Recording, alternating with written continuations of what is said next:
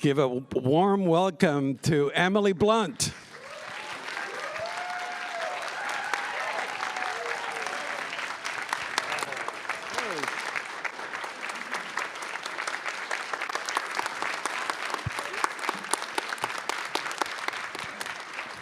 And congratulations on Golden Globe nomination, Best Supporting Actress, and Critics' Choice Award nomination this week. Thank you. It was a good week. It was a good week. It was a good week, yeah. Incredibly well-deserved, an amazing performance. And such a, I love this role. I told you backstage, Kitty, what an amazing role. I love that you said she was your spirit animal, that everyone kind of wishes they could be as forthright and sort of ruthlessly truth-telling as that. And I wish I actually would speak, you know, my mind the way she does. One of the things I've seen the film a couple of times. I've blown away by how succinct the scenes are. They're fast and short. Yes. Was that something? And so much is happening in those short scenes. Is that something that was challenging, or you actually enjoyed? I mean, I don't know if I realized it would move at the velocity that it did, you know, the whole film when you watch it. Because on the day, Chris strips all the chaos away and you have the luxury of time as an actor and you get as many takes as you want, and it doesn't feel pacey, it doesn't feel rushed. And I think when I watched it, the sort of heart-racing pace at which it moves, it almost played like a horror movie to me. Like when I first saw it, I couldn't even feel my legs after it. I was so awestruck by it. I sort of staggered towards Chris, being like, I'm so sorry it's taking me so long to walk towards you. It was just so incredible. The scene on the hillside when it feels like a seduction scene. And she goes after him and starts rattling her resume. But there's so much nuance, and was that how was it for you to have to deliver that fast, so much information, but then you support that information with background? I mean, I felt she should come into his life, you know, like a bit of a tornado, and I gather they did have this vibrational sort of energy between them, and she's all bells and whistles and spectacle, and I'm happy you said seduction, because I saw that scene as a seduction. And I think she loved men and loved seducing them, and she was good at it. And yes, she's rattling off her life history, but it's really all to appear to be wild and colorful and interesting and unforgettable to him. I mean, it was just so unusual for the time, you know, such a nonconformist. He was her fourth husband by the time she was 30, you know. She sort of unashamedly just left trails of devastation wherever she went. And I think she was waiting for him, though. There was a kind of restlessness in her, I guess. But there was so much about her that we don't hear, but you still play it, you know, like the fact that she is a scientist on her own, and that this must have been really hard for her to be next to somebody who, it should be her. It should be the one. You know, was that how all that information you played it into the role? I mean, she was intellectually very fierce as a person and a great, phenomenal brain. She was in possession of one herself, and I think just because of the time period and that kind of contortion into being a good housewife, which she was clearly not built for, and she was an absolutely dreadful mother, and you know, terrible with the other women at Los Alamos. Like, someone called her evil at Los Alamos. They were like, she was the most evil person I ever met. And I think she just drove herself insane in the isolation of Los Alamos and in that kind of decay of that brilliant brain at the ironing board, you know. And I guess I just had so much empathy for that. I think she was meant for great intellectual pursuits. And even though she was supportive of him, his right-hand person and emboldener, and in the end, his most vigorous sort of protector, it was sort of to her own detriment, you know? I was fascinated by the trial scene where you're on the couch next to Oppenheimer. You know, scene after scene where we go, you're sitting there, but you're so active, and your face Even out of focus. out of focus. I was gonna say. When I saw it for the first time, I was like, you want to just like rack to me at some point? But no. No, she's lying in wait, you know. She's lying in wait for the trial scenes. Was that exhausting to No. to be constantly? No, riveting, just listening to all of it. And, you know, I had this extraordinary view of just a little bit of Cillian's profile. And it's partly because I just love him so much as a person. But seeing this guy just turn to dust over the course of people coming in and just raking him across the coals, and the aggression of the five guys, and especially Jason Clarke, just barraging him. It was really great for me to watch for most of it. And I felt that kind of festering rage building, watching no one speak up for him and no accountability. And so maybe by the time it is time for her to get up there, I think I felt she was waiting to rip the face off Jason Clarke, but maybe the audience was wanting someone to come in and, you know, tear it up. Yeah, but before that, you have the most humiliating scene where she finds out that he slept with Janet, well, after you guys were married, and then Nolan puts them naked in front of you. Yeah. You know, walk us through that moment and shooting that scene. Well, I got props to give to Florence Pugh, who was so fearless and, like, no one wants to do those scenes, right? You know, they're sort of, everyone's on edge, and she just made it so easy for everybody. And it was like a nightmare watching it, you know. It was a very intense moment and so public for her to be humiliated like that. And yeah, it was a big day. But what drove her? Because I mean, later on when it's Jane, right? Florence. Jean, sorry. Yeah. When Jean dies, you know, you have that powerful scene where Cillian is falling apart, and then you say you don't have the right to feel sorry for yourself. What drove her? I think she saw the bigger purpose. You know, I think that there was a quality in her that was, she had this like tenacity that at times was probably aggressive in pushing him. When he couldn't fight for himself, she fought for him. When he couldn't hold it together, she was fairly ruthless. Even in what they were building, literally building something to destroy the world, I think she was pretty intent on his success, and he was more crippled by self-doubt, guilt, shame. And so I think that scene under the rocks, you know, yes, she's telling him to pull himself together, but I felt it must have been such a devastating moment for her to see him in that kind of state about another woman. And really, you know, for him to be that unraveled and fallen to pieces about some other woman must have been the most hurtful thing. So yes, it's aggressive and she's tough on him, but it's that loss of dignity. But at the same time, she builds him up. Yeah, she was just relentless in doing it. She's like, you know, snap out of it. Yeah, I think she was a really stabilizing force for him. In general, however unhealthy and tempestuous I'm sure their marriage was, and however sort of sharp-edged she was, I think she was very stabilizing.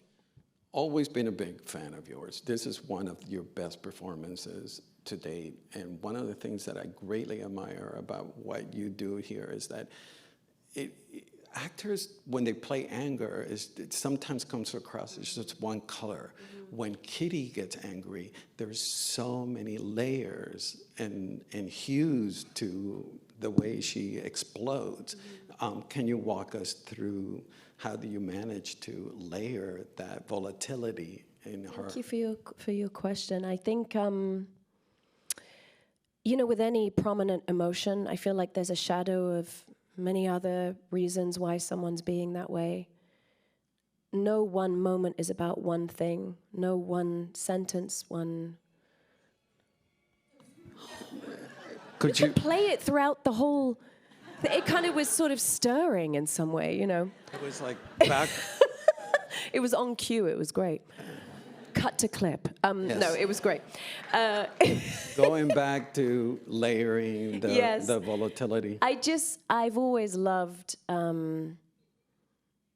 there's a full weather system with any emotion, certainly with anger. I think whenever you're in a fight with someone or you're upset or driven, it will be riddled with many other things like relishing, enjoying, ripping someone apart, or it could be guilt or shame, insecurity, embarrassment with it, vulnerability. Sometimes people flare up because they're scared. So there's many things to play. So it was really just about me trying to figure out, for someone as, you know, volatile as she was, and especially what she became, even in the scene where she smashes the bottle against, throws the bottle at his head, she's so frustrated at these men and their lack of ability to read what's really happening. Mm-hmm. And the frustration is panic. It's panic for him as well. Your costuming, I was infatuated with the fact that she's letting herself go, and I'm gonna butcher the costume designer's last name. My Mirajit? I think so. I've only ever called her Ellen, so Okay. it's terrible. Ellen, great costume designer. I was watching that, you know, as the movie progresses, your costumes, you know, she just lets herself go. She's giving up on dressing herself. Yeah. Did that help you get into the character? It's all transporting. Like, I mean, I really get so much from the costume and the hair and makeup, and you do see a deterioration of the character. She kind of decays. That reliance on alcohol becomes really prominent, and I think in the beginning, apparently when she met him, she would wear these really flamboyant corsages from orchids that she'd grown herself and cultured herself, and it's all spectacle, it's all attraction. And then motherhood, which she clearly was completely uninterested in, all of that started to kind of siphon out of her all of that energy and that, you know, attraction. And I think you want to see her, you do want to see her just start to dilute as it goes on, you know. Yeah, Nolan keeps cutting back to you throughout the Los Alamos sequence, you know, the shot through the window, and you get the sense of how disappointed she is that she's left at home looking after the kids. And yeah, I mean, even the sentence like "bring in the sheets" when the bomb goes off, you're like, oh my God, you know, it's just so sort of emblematic of what that life must have been like for her, with this monumental moment, and the cue was "bring in the sheets." She must have been like, fuck, you know. Can't we have another code, you know? But it was fun, you know, that kind of journey towards when she's really, you know, towards the end, where we had so much prosthetics going on, and it was so clever. Louisa Abel just, I mean, we always laughed, saying normally you go in the makeup chair and you kind of look better by the time you come out, and you know, you didn't on this one. So, like the first time Cillian had his full makeup on, we couldn't stop laughing. Like, we couldn't stop laughing in the camera test. And Chris Nolan was like, "Guys, come on, laughing's cheating. You know, that's enough." I do want to ask you about her nail polish, the bright red, and then the lipstick. Slightly smudged. Slightly smudged. Kind of lipstick that gets caught in the teeth, you know. Yeah. Did you choose the color? Yeah. And what was the significance of it? Startling. Jungle red? Yeah, like a startling color, you know. And then in the testifying scene, I remember Jamie Lee would spray my hair like darker, so it had that idea that she was dyeing her hair now and trying to hold it together and uphold some form of like style. You worked with Cillian Murphy before Yes. in a Quiet Place 2. You know, tell us about working with him, and were you able to grab what you guys had built from A Quiet Place into Yeah. I feel like you get something for free, you know, when you've worked with someone before, and certainly for a marriage as volatile and complicated as theirs was. I love that dude. I mean, he is just captivating and mercurial and ambiguous. He's such a clever actor. He's such a lovely person. He's so humble, he's so gentle and funny, and we're pals. And it just was necessary, I think, for us to have a bit of levity on set. And we speak the same language, we work very similarly. Yeah, so when you're having these, I feel all their scenes together are really kind of high octane, and we could just launch into it, you know, with a sense of trust. And I mentioned to you outside that I don't recall a film where the marriage, like I can see that they're opposites, and that I mean, at least in the movie, you humanize him. You know, you bring the emotion that he's lacking, and you know, you become a big unit. Tell us about working with Nolan. I mean, I feel, you know, I think the emotion awe is such an elusive one. Maybe we don't feel it enough. That sense of wonder that you have about someone like him. I'm really awestruck by his tremendously massive brain. Like, I mean, he's just intimidating in that way. His brain. He as a person is wonderful and fun, actually, even though I think everyone's a bit scared of him. But I like him very much, you know, and he's so English, and he barely compliments you. You know, like when he's happy, he'll be like, yeah, it was good. Happy? Yeah, moving on. And it's like, I'm like, hey, Dad, when did you get here? It was like he was a family member or something. It was so strange. But I think I don't know where we'd be in the theatrical experience without him, and how provoking and challenging his films are. And he's amazing with actors. We love him, and he loves actors. He loves them. He's curious about what you might do. He'll give you 3 takes before he comes in. And when he comes in, it's like private and, you know, have you thought about this? And it's just so understated. And I truly, there was like an effervescent sense of wonder every day watching him. What is the best note that he gave you about the character? If you don't mind sharing. It's funny, it was sort of, well, I'm trying to remember.